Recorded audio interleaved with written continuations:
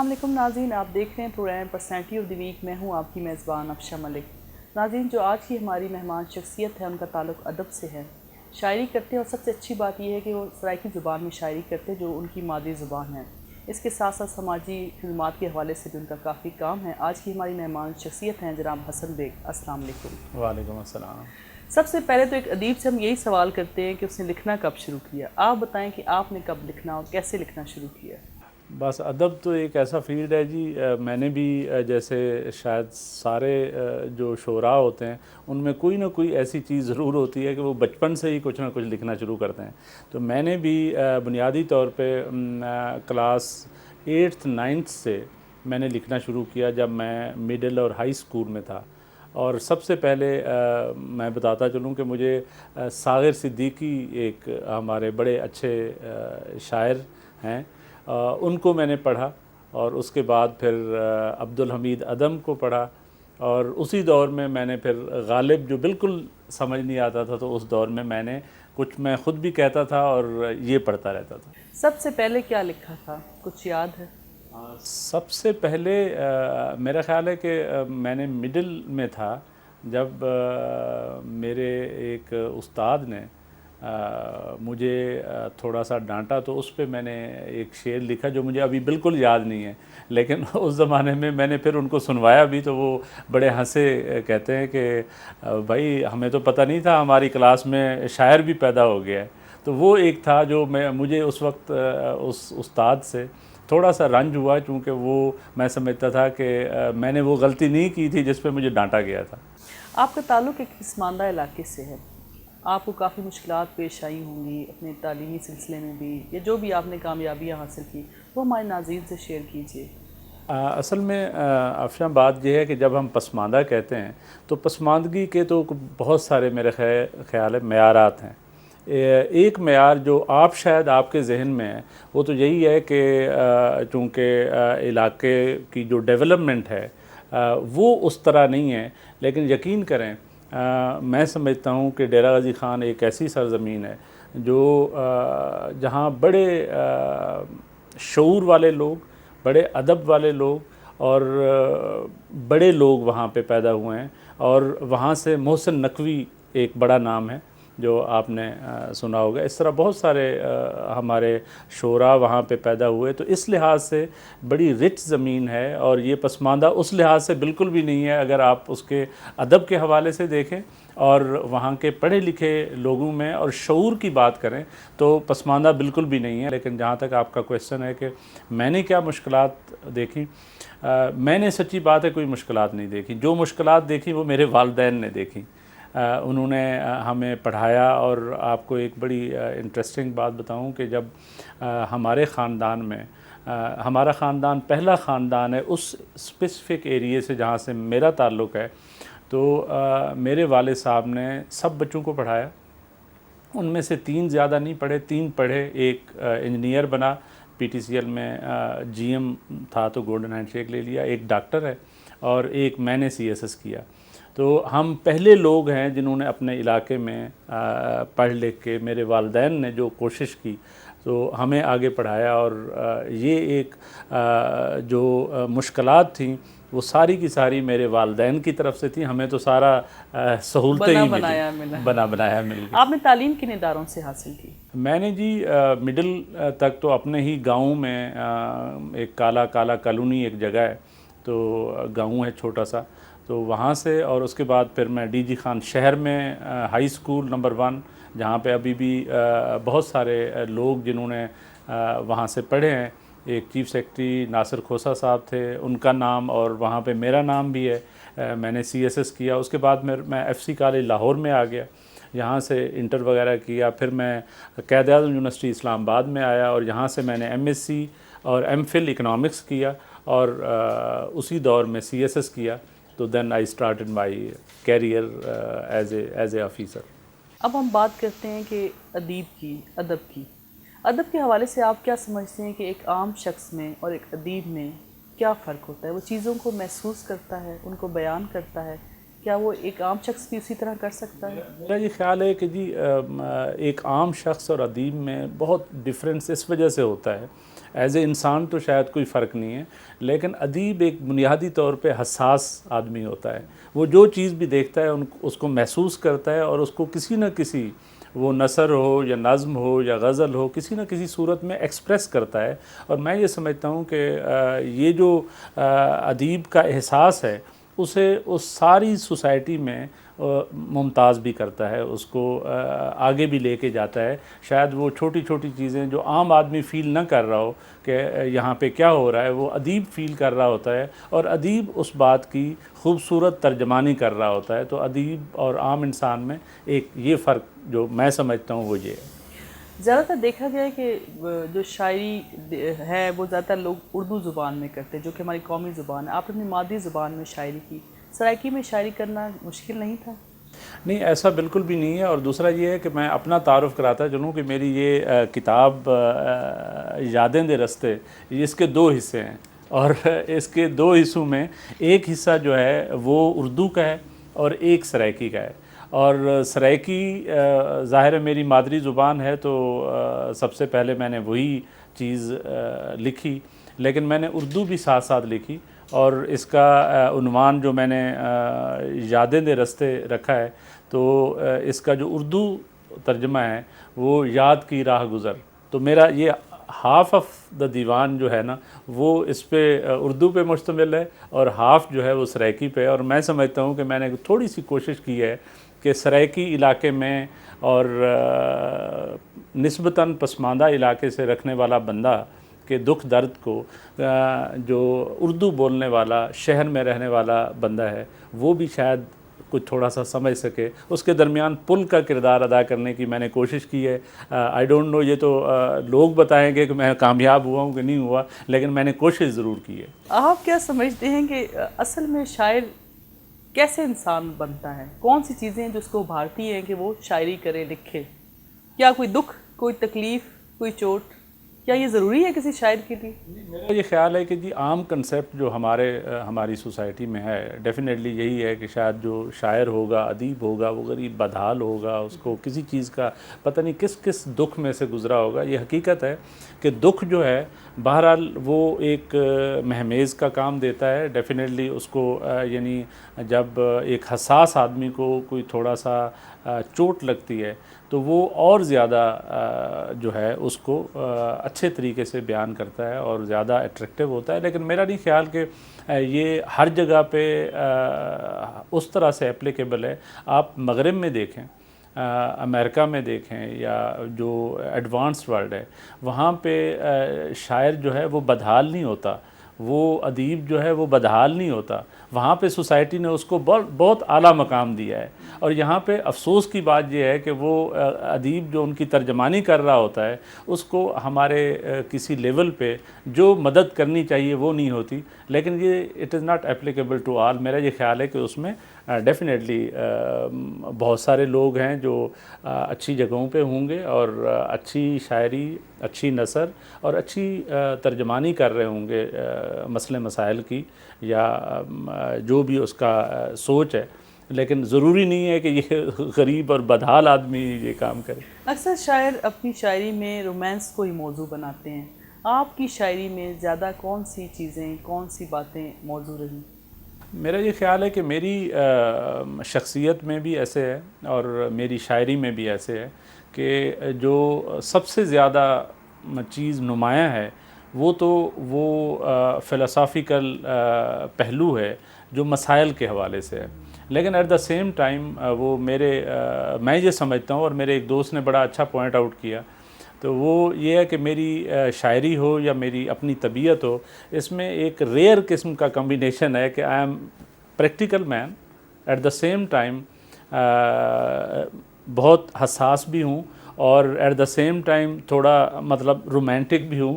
اور جو کہ بڑا ریئر ہوتا ہے کہ ایک پریکٹیکل آدمی جو ہے نا، بنیادی طور پہ میں پریکٹیکل آدمی ہوں، لیکن اس پریکٹیکل آدمی میں، عملی آدمی میں کہیں نہ کہیں رومانس بھی چھپا ہوا ہے اور کہیں نہ کہیں میں یہ سمجھتا ہوں کہیں نہ کہیں وہ احساس بھی چھپا ہوا ہے جو اس کو مجبور کرتا ہے کچھ نہ کچھ لکھنے پہ. انفارچونیٹلی ہمارے جو مسائل ہیں وہ ہمارے وسائل سے بہت زیادہ ہیں۔ آپ کیا سمجھتے ہیں کہ ہمارے معاشرے میں کون سی ایسی چیزیں ہیں جو ایک شاعر کو، ایک ادیب کو سب سے زیادہ پوائنٹ آؤٹ کرنی چاہیے؟ فیض احمد فیض صاحب میرے ایک پسندیدہ شعراء میں سے ہیں، اور انہوں نے مسئلے مسائل کے حوالے سے جو شاعری کی ہے وہ ڈیفینیٹلی اس کو بہت ممتاز کرتی ہے۔ گو کہ اس مسئلے مسائل کو بھی انہوں نے کہیں نہ کہیں رومانٹک انداز میں کہا ہے، تو شاید زیادہ پاپولر ہوا۔ مجھ سے پہلی سی محبت میری محبوب نہ مان۔ ابھی ہم جو بات کر رہے ہیں اسی حوالے سے کہ شاعر جو ایک اپنا بہت اچھا رول پلے کر سکتا ہے، آپ کا ایک حوالہ سماجی خدمات کے حوالے سے بھی ہے، اس کی تفصیلات کچھ بتائیے۔ دیکھیں جی، شروع سے ہی میں جہاں پہ بھی پڑھتا رہا تو کسی نہ کسی ایسوسییشن سے میں رہا، اور اس میں این جی اوز بھی تھیں، اور اس میں میرا کچھ نہ کچھ پولیٹیکل بھی تھوڑا سا پارٹیسپیشن تھی۔ اور ہم نے جب یونیورسٹی میں پڑھتا تھا تو اس زمانے میں ہم نے ایک سرائکی سانج تنظیم بنائی، اور اس کے لیے ہمارا بڑا مشہور گلوکار پٹھان خان، اس کو ہم بلاتے رہتے تھے، مختلف شعراء کو بلاتے تھے، تو وہ ہم تھرو آؤٹ فیڈ بیک اپنے علاقے کے لیے ڈیفینیٹلی ہم لیتے رہے، اور وہاں پہ بہت ساری این جی اوز تھیں جہاں پہ میرے دوست تھے، اور میں بھی practically in one way or the other ان سے ریلیٹڈ تھا، اور یہ اس علاقے کا میرے پہ احسان تھا کہ اس نے وہاں سے مجھے اٹھا کے ایک اچھی جگہ پہ اگر بٹھایا ہے تو میں اس علاقے کا خیال رکھوں۔ اور ابھی بھی سچی بات یہ ہے، سارا دن میرے جو ٹیلی فون ہیں ان میں سے 70-80% ان غریب لوگوں کے ہوتے ہیں، دھرتی کے ان نوجوانوں کے ہوتے ہیں جن کے چھوٹے چھوٹے مسئلے ہوتے ہیں، لیکن افسوس کی بات یہ ہے کہ وہ عام شاید جب آفیسز میں جاتے ہیں مسائل حل نہیں ہوتے، تو میں ان کے لیے ڈیفینیٹلی اپنے دوستوں کو، اپنے تعلق داروں کو ان کے لیے ریکویسٹ کرتا رہتا ہوں۔ یہ ایک اندر کا انسان ہے جو مجھے مجبور کرتا ہے میں ان کے لیے ابھی بھی میں اس بڑے شہر میں رہنے والا وہ بندہ ہوں جو اپنے علاقے میں اسی طرح رہتا ہے جیسے میرے اپنی دھرتی کے لوگ رہتے ہیں۔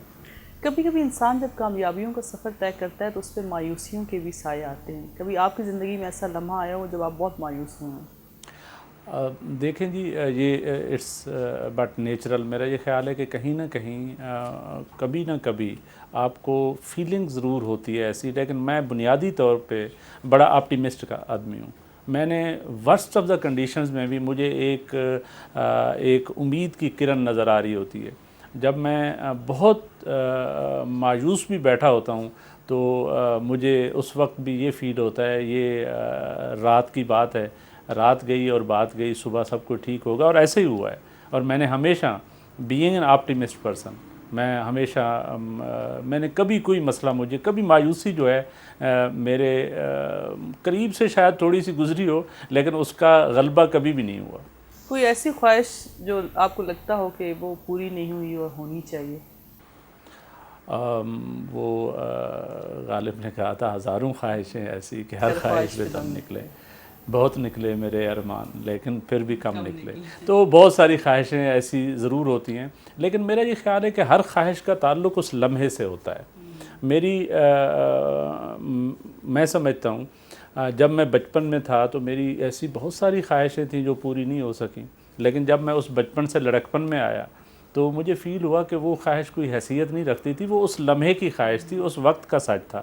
تو ابھی بھی وہ خواہشیں تو ضرور ہوتی ہیں، لیکن ایسی کوئی یعنی دل کو لگنے والی ایسی کوئی چیز نہیں ہوئی کہ میں کہوں کہ نہیں اب تو میں بیٹھ گیا ہوں، اب زندگی چھوڑیں، بس سب کو چھوڑیں، بس یہ خواہش پوری نہیں ہوئی تو کچھ بھی نہیں ہونا، ایسا کبھی بھی نہیں۔ میں بنیادی طور پہ میں نے جیسے بتایا میں آپٹیمسٹ آدمی ہوں، تو کبھی بھی ایسا نہیں ہوا کہ میں مایوسی کے کسی دور سے گزرا ہوں۔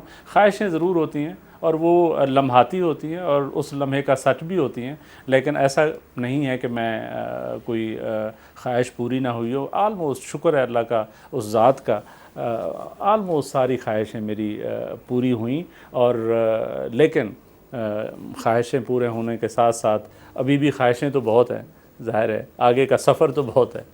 ਅਸੀਂ ਹੁਣ ਗੱਲ ਕਰ ਰਹੇ ਸਾਂ ਸ਼ਾਇਰੀ ਦੀ ਔਰ ਖੁਆਇਸ਼ਾਂ ਦੀ। ਮੈਂ ਚਾਹਾਂਗੀ ਕਿ ਤੁਸੀਂ ਸਾਨੂੰ ਨਾ ਆਪਣੀ ਸਰਾਇਕੀ ਦੀ ਜ਼ੁਬਾਨ ਵਿੱਚ ਕੋਈ ਇੱਕ ਦੋ ਸ਼ੇਰ ਸੁਣਾ ਦਿਓ। ضرور، میں زیادہ تر جڑیاں چیزاں لکھن وہ بنیادی طور تے آزاد نظماں زیادہ ہیں، اور میری किताब ਦਾ ਜਿਹੜਾ ਉਨਵਾਨ ਹੈ ਯਾਦਾਂ ਦੇ ਰਸਤੇ, ਇਹਦੇ ਹਵਾਲੇ ਨਾਲ ਮੇਰੀ ਇੱਕ ਨਜ਼ਮ ਹੈ, ਤੇਰੀ ਯਾਦਾਂ ਦੇ ਰਸਤੇ ਵਿੱਚ ਮੇਰਾ ਇੱਕ ਆਲਣਾ ਹੋ ਸੀ, ਮੇਰਾ ਇੱਕ ਦਿਲ ਦਾ ਰਸਤਾ ਹੈ, ਮੇਰੀ ਇੱਕ ਚਾਂਦਣੀ ਹੋ ਸੀ, ਜੇ ਮਿਲ ਪਵੇ ਉਹ ਕੋ ਆਖੀ ਮੈਂ ਹੂੰ ਯਾਦਾਂ ਦੇ ਰਸਤੇ ਵਿੱਚ ਸ਼ਰਮੋ ਸ਼ਰਮ ਥੀ वेंदा, मैं धूड़ो धूड़ थी वेंदा, मैनूं लगदे मैं इवें हाँ, मैनूं लगदे मैं जिवें हाँ, मैं तेरी याद दा घुंघरू मैं अपनी वाल थी वेंदा, मैं पहला पा के नचदा हाँ तेरी यादें दे मेले विच, मैं पक्खी वास थी वेंदा, ना तू मिलदे ना मैं रोंदा, यतीमा वांग फिरदा हाँ मैं छोरा हाँ, बस तेरी याद जा वंगा, बस तेरी याद जा पहला,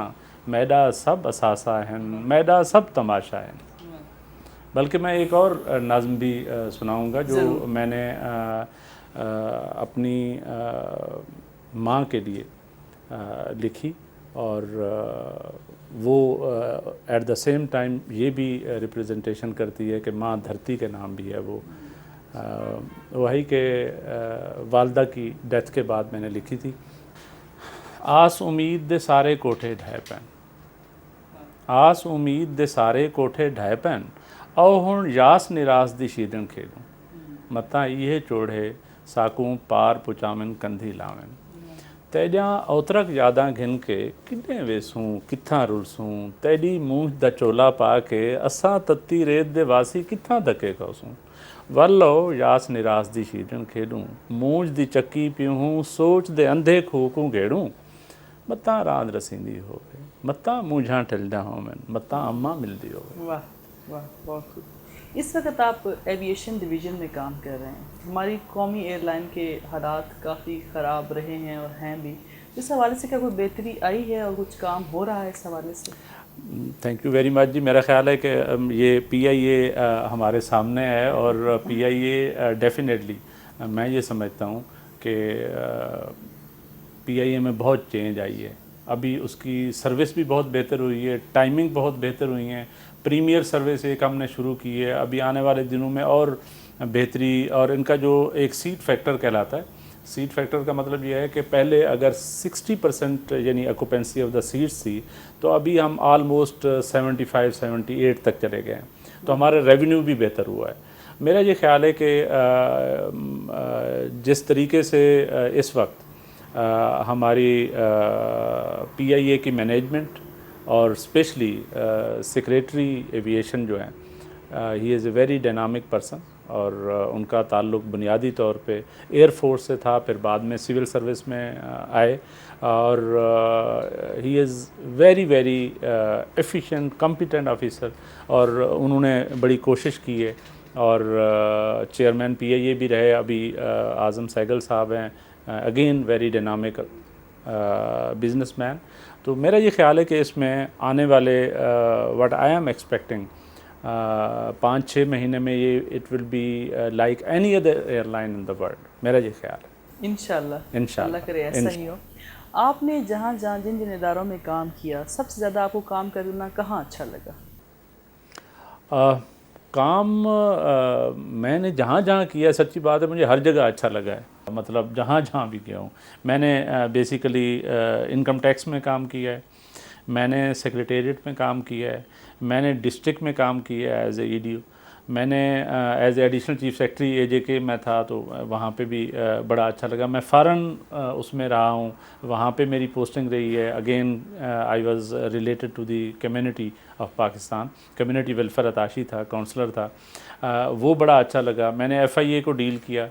तो ये सारी चीज़ें जहाँ जहाँ रहा हूँ, सच्ची बात ये है कि मुझे तो हर जगह पे बड़ा मज़ा आया, और हर जगह की अपनी एक अहमियत है, और हर जगह ने अपनी जगह बड़ा इम्पॉर्टेंट मेरे लिए था, और मैंने हर जगह को अच्छा पाया। जॉब की मसरूफियात के साथ वक्त तो बहुत कम ही मिलता होगा, फिर आप कैसे मैनेज करते थे लिखना? देखें जी, लिखने के लिए कोई आपको जॉब की तरह टाइम नहीं चाहिए। आप हो सकता है रात को सोए हुए हैं और आपको कोई चीज़ ऐसी आपके जहन में आ गई है तो आपने लिख दी। और मैं थोड़ा सा ये मैंने अपने तारुफ में भी लिखा है, मन मौजी किस्म का आदमी हूँ, कभी दिल किया तो 4 शेर लिख लिए, 1 शेर लिख लिया, नहीं किया तो वैसे ही इनकम्प्लीट रह गया। तो मैंने वो जो है लेकिन मैं कोई बहुत रेगुलर भी नहीं हूँ, सच्ची बात है इसमें। कभी कभार जब آتی ہے کوئی چیز آمد ہوتی ہے تو وہ لکھ لیتا ہوں، اور نہیں ہوتی تو مہینوں تک نہیں ہوتی تو ایسے ہی بیٹھے رہتے ہیں۔ آپ کی ایک کتاب آئی ہے شاعری کی، اس کے علاوہ بھی کچھ لکھ رہے ہیں آپ؟ اس کے علاوہ بھی میں اگین شعر و شاعری، میرا ویسے ایک وہ آپ نے خواہش کی بات کی تھی، میری ایک خواہش تھی کہ میں ایک کتاب لکھوں جو ناول کی شکل میں ہو، جس میں اس صدی کے بڑی بڑی چینجز آئی ہیں، انسان یعنی ہل چلانے والا انسان جو ہے وہ اب مریخ پہ پہنچا ہوا ہے، تو وہ جو چینج انٹرنیٹ کا دور شروع ہوا ہے تو اس پہ میرا دل کرتا تھا۔ سچی بات یہ ہے کہ ٹائم نہیں ملا اور میں نے نہیں لکھا، وہ میری ایک حسرت ہے جو ابھی ہے میرے دل میں، اگر موقع ملا تو ناتمام وہ میں ضرور لکھوں گا۔ جی، آپ نے جب لکھنا شروع کیا تو آپ کے ذہن میں کوئی ہوگا کہ میں اس پسندیدہ شاعر ہوتا ہے، کوئی فیوریٹ آپ کے لکھنے والا ہوتا ہے؟ کون سے لکھنے والے آپ کے ہمیشہ سے فیوریٹ رہے ہیں؟ میری زندگی میں جی ویسے تو سرائکی حوالے سے تو ڈیفرنٹ احمد بٹ طارق ہے، شاکر شجابادی ہے، عزیز شاہد ہے، اور بہت سارے شعراء ہیں جو سرائکی کے ہیں، جو نسبتاً کم، جو ہمارے لوگ سننا چاہتے ہیں۔ اردو کے حوالے سے چونکہ میں اردو کی شاعری بھی کرتا ہوں تو سب سے پہلے جو مجھے پسند ہے اور جو میں بہت اچھے طریقے سے پڑھتا بھی رہتا ہوں، سمجھنے کی بھی کوشش کرتا ہوں، وہ غالب ہے۔ اس کے بعد فیض صاحب ہیں، اور اس کے بعد فراز صاحب ہیں، اور فراز صاحب سے ویسے میری پرسنل ایک ایسوسیشن بھی رہی، وی ہیڈ بین فرینڈز۔ تو یہ شعراء وہ ہیں اور جن کو میں نے زیادہ پڑھا ہے اور زیادہ وہ کیا۔ ویسے محسن نقوی میرے علاقے کا مرحوم شاعر، گریٹ مین، اور بڑی اچھی شاعری کی ہے، وہ بھی مجھے اپنی جگہ پہ بڑا پسند ہے، لیکن بنیادی طور پہ اگر آپ میرے آئیڈیلز وہ کریں تو غالب اور فیض سے بڑا آئیڈیل۔ آپ کو موسیقی سے کتنی دلچسپی ہے؟ کس کو سننا پسند کرتے ہیں؟ موسیقی جی آن اینڈ آف میں جو ہے نا وہ جب ڈرائیونگ کر رہا ہوں اور وہ سن لیتا ہوں، اور زیادہ میں نے شاید جو ہے غزلیں بہت سنی، غلام علی ہے، اور اس کے بعد جگجیت سنگھ کی غزلیں، اور اس طرح کی جو ہیں وہ بس کبھی کبھار وہ جب موقع ملتا ہے تو سنتا رہتا ہوں۔ وہ ظاہر ہے موسیقی سے تو ایک ایسا تعلق ہے، جو انسان موسیقی کو پسند نہیں کرتا وہ تو پھر انسان ہی نہیں ہے۔ آپ کا تعلق ڈیرہ غازی خان سے، اپنے شہر، اپنے علاقے کے حوالے سے کچھ ایسی چیز، کوئی ایسی بات بتائیں جو کہ سننے والوں کے لیے نئی ہو اور انہیں پتہ نہ ہو تو وہ انہیں جان کی خوشی ہو۔ میرا یہ خیال ہے کہ ڈی جی خان ایک کلچرلی جو ہے بڑا رچ قسم کی سرزمین ہے، اور وہاں پہ صوفیہ اور سینٹس بھی ہے، اور بڑے وہاں پہ لوگوں کا جو روحانی رشتہ ہے وہ بڑا ہے۔ جو علاقے کی آپ نے بات کی ہے، میرا یہ خیال ہے کہ پاکستان کے لوگ، حالانکہ نارملی جب وہ ڈی جی خان کا نام سنتے ہیں تو وہ کہتے ہیں وہ بڑا بیکورڈ ایریا ہوگا، لیکن میں آپ کو بتاؤں کہ وہاں پہ فورٹ منرو ایک جگہ ہے جو آلموسٹ اتنی ڈیولپڈ تو نہیں ہے لیکن مری کی طرح کی جگہ ہے، اور اسی طریقے سے وہاں کے جو علاقے ہیں اس میں لوگوں کو اگر جائیں گے تو فیل ہوگا کہ یہ وہ زمین ہے جہاں پہ واقعی کوئی لوگوں نے کام کیا، شعوری طور پہ لوگ جو ہے نا بہت آگے ہیں۔ اور میں آپ کو بتاؤں کہ توسا شریف ایک جگہ ہے جہاں پہ پاکستان میں ابھی نہیں، آج سے کوئی 20-25 سال پہلے کی میں بات کر رہا ہوں، اس وقت وہاں پہ لٹریسی ریٹ 96-97% تھا، جو کہ پاکستان میں کہیں پہ بھی نہیں تھا انکلوڈنگ اسلام آباد۔ تو لوگ ماشاءاللہ توسا ہو، راجن پور سائیڈ ہے، D G Khan itself جو ہے وہاں پہ آپ کو پتہ ہے یہ دریائے سندھ جو ہے یہ جا رہا ہے، تو سندھ کا جو وہ علاقہ ہے ہمارا وہ بڑا رچ ہے، کلچری بھی رچ ہے، ادروائز بھی اس کی کبھی اگر ہمارے ناظرین جو ہے کبھی ڈی جی خان کا چکر لگائیں تو اس علاقے میں جا کے ان کو وہ ساری چیزیں ملیں گی جو کسی بھی اچھے علاقے میں ملتی ہیں، جو کہ باہر رہ کے شاید لوگ سمجھتے ہیں کہ اس طرح کی کوئی چیز نہیں ہے، اور ضرور جانا چاہیے۔ میں تو لوگوں کو انوائٹ کروں گا جی ڈی جی خان ضرور دیکھیں اور میرے علاقے کا چکر لگائیں، ان کو پتہ چلے اچھا یہاں پہ مسائل کے ساتھ ساتھ بہت سارے ڈیولپڈ اور بہت ساری ترقی بھی ہے۔ بہت شکریہ حسن بیگ صاحب، آپ نے ہم سے اتنی اچھی باتیں تھینک یو کی، ویری آپ سے مچ ملاقات کر کے بہت اچھا لگا، بہت شکریہ۔ سیم میئر جی، تھینک یو ویری مچ۔ جی ناظرین، یہ تھا ہمارا آج کا پروگرام۔ حسن بیگ صاحب نے بڑی اچھی بات کی کہ علاقے کی پسماندگی کے حوالے سے نہیں دیکھنا چاہیے کہ اس علاقے میں کتنی ترقی ہوئی، کتنے اچھے روڈ بنے ہیں، کتنی اچھی بلڈنگز بنی ہیں، بلکہ یہ دیکھنا چاہیے کہ وہاں کے رہنے والے لوگوں کا دماغ کیسا ہے۔ اکثر دیکھا گیا ہے کہ وہیں ہی دماغ کی زرخیزی ملتی ہے جہاں پہ وسائل نہیں ہوتے اور مسائلوں کے انبار لگے ہوتے ہیں، لیکن جنہوں نے آگے بڑھنا ہوتا ہے وہ بڑھ جاتے ہیں۔ ایک پنجابی کا شعر ہے کہ بے ہمتے نے جڑے بہ جاندے نے کر کے بہانہ مقدراں دا، بے ہمتے نے جڑے بہ جاندے نے کر کے بہانہ مقدراں دا، اگ پیندے نے جنہ اگڑا ہووے پاڑ کے سینہ پتھراں دا۔ یہ تھا ہمارا آج کا program personality of the week. Afshan Malik کو اجازت دیجیے، پھر ملیں گے، اللہ وارث۔